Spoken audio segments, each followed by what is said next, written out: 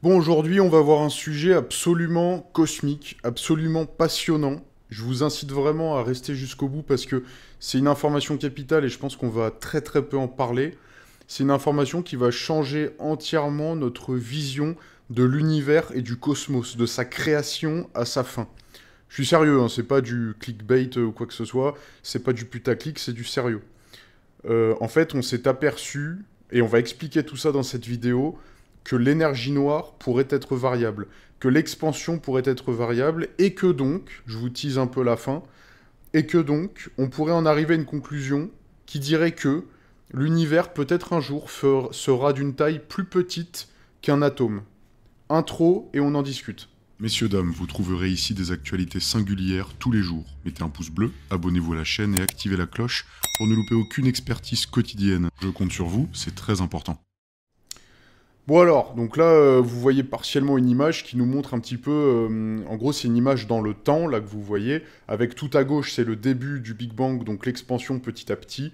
Et à droite, c'est à la fin, où toute la matière a pu se propager dans l'univers et donner ce qui existe maintenant, aujourd'hui, les planètes, les étoiles, et même nous, et les bactéries, etc. Tout ce qui nous entoure et tout ce qu'on connaît. Ce qu'il faut savoir, c'est... Alors, vous pourrez vérifier tout ce que je vous dis, mais j'essaye d'être le plus concret là-dessus.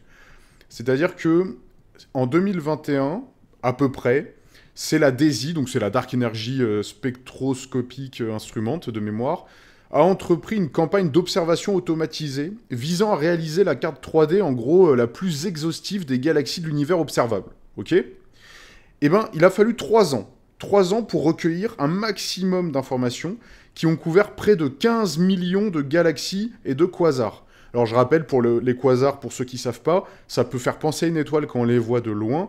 Un quasar, c'est en fait un trou noir autour duquel énormément de matière gravite à une vitesse hallucinante, avec une distorsion de l'espace-temps, etc., ce qui donne un truc extrêmement lumineux de loin et très impressionnant.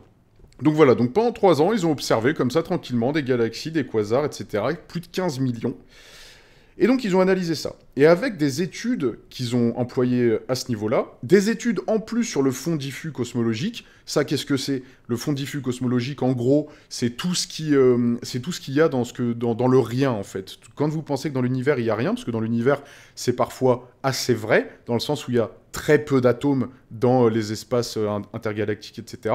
Il y a très peu d'atomes, donc parfois il y a vraiment du vide, mais par contre, en fait, il n'est pas vide, encore une fois. Donc le rien est encore faux, parce qu'il y a ce qu'on appelle un fond diffus cosmique, donc ça va être tout ce qui est ondes nucléaires, ondes radioactives, tout ce qui a un lien, un attrait aux ondes, ok?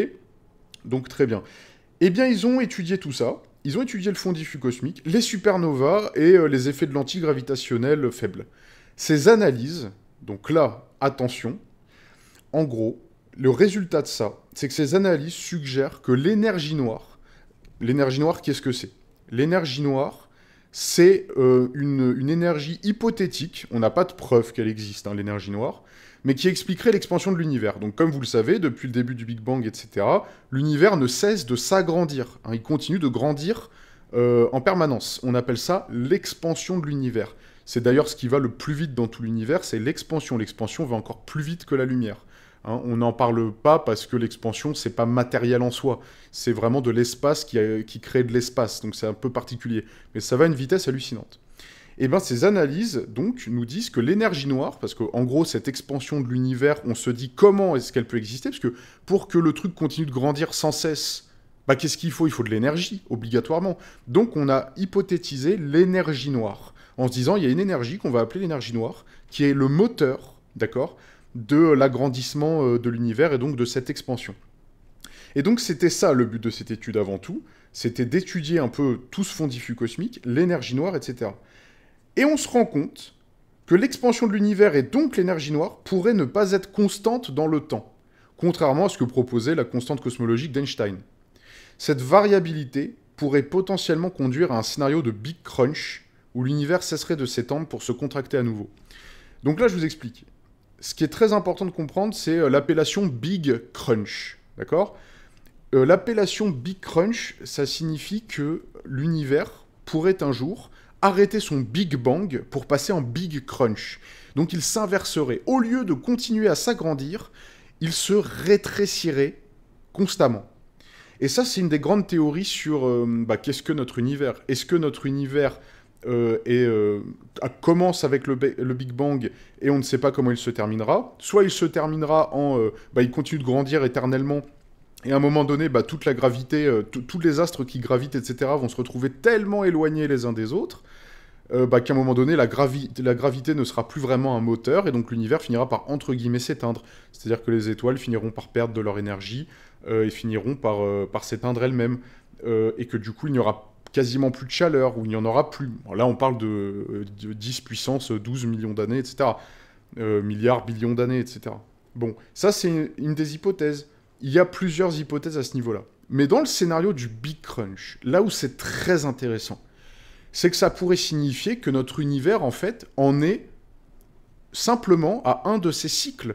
Puisque si l'univers commence par l'explosion, on va appeler ça l'explosion pour faire simple, l'explosion du Big Bang, puis ensuite se recontracte, et puis réexplose, eh bien le Big Crunch signifierait que notre univers, en fait, est d'une certaine manière quasiment infini.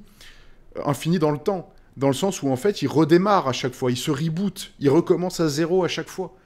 C'est absolument énorme comme information. Il faut bien s'en rendre compte. C'est absolument énorme. L'univers tout entier, en fait, pourrait ne pas avoir de fin. Et donc, il y a plusieurs questionnements là-dessus par rapport au Big Bang. Le Big Bang, ça pourrait être tout simplement... En fait, notre univers pourrait avoir place au cœur d'un trou noir, d'un autre univers. Parce qu'on se rend compte que lors de la création d'un trou noir, il se passe, à une autre échelle bien sûr, la même chose qu'au Big Bang, avec toutes les matières premières, entre guillemets, nécessaires.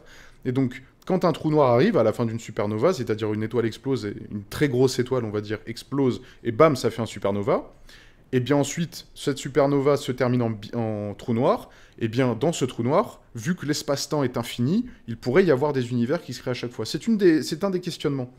Et comme on sait qu'en plus un trou noir peut-être pourrait s'évaporer, on peut se poser la question de cet éternel recommencement. Bon voilà. Ce qu'il faut bien savoir pour que vous ayez toutes les informations. En comparaison de ça, avant, on pensait tout simplement que l'expansion de l'univers était toujours plus rapide grâce à une énergie noire constante. On pensait que l'énergie noire était constante et donc à chaque fois, elle provoquait une accélération constante de l'expansion de l'univers. Et bien maintenant, avec l'hypothèse de la DESI, on se rend compte que l'énergie noire varie et pourrait à terme ralentir l'expansion, voire provoquer un effondrement. Notamment, ça peut se comprendre par plusieurs choses. Il y a beaucoup de débats dans le sens où il pourrait très bien... En fait, il y a un peu cette guerre entre le vide et la gravité, d'accord ? Ça signifie que là, jusque-là, on pensait que l'expansion était constante. Donc, à un moment donné, il y aurait plus de vide que de zones à gravité. On comprend bien, la gravité, c'est produit par la masse, donc il faut qu'il y ait des planètes, des étoiles, etc.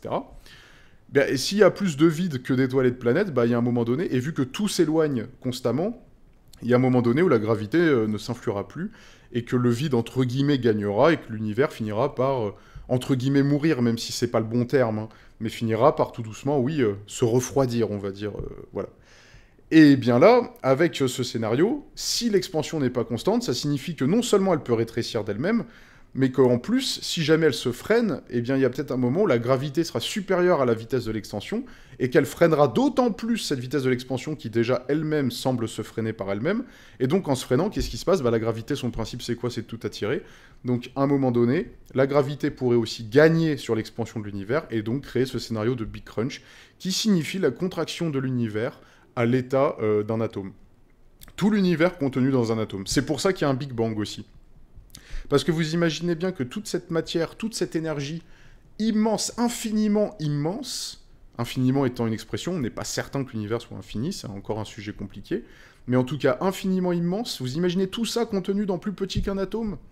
Eh bien évidemment, ça produit une énergie elle-même infinie, et du coup, ça provoque le Big Bang.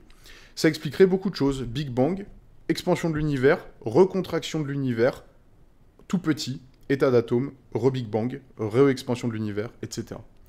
Écoutez, j'espère que ceci vous intéresse parce que je pense que c'est absolument capital. C'est les sujets principaux desquels j'aimerais vous parler le plus possible parce que là, bien évidemment, l'idée aussi, c'est de parler à un maximum de monde, donc il faut parler un peu de sujets divers, mais ce sujet est capital. N'hésitez pas vraiment à en parler autour de vous. Il faut que ce genre d'information soit su. Il n'y a rien de plus important que ce genre d'information. C'est la compréhension même de la réalité. de la réalité, de l'existant, de tout ce qui existe en réalité. C'est primordial. Voilà, j'espère que ça vous a intéressé, et puis je vous dis à la prochaine. Salut!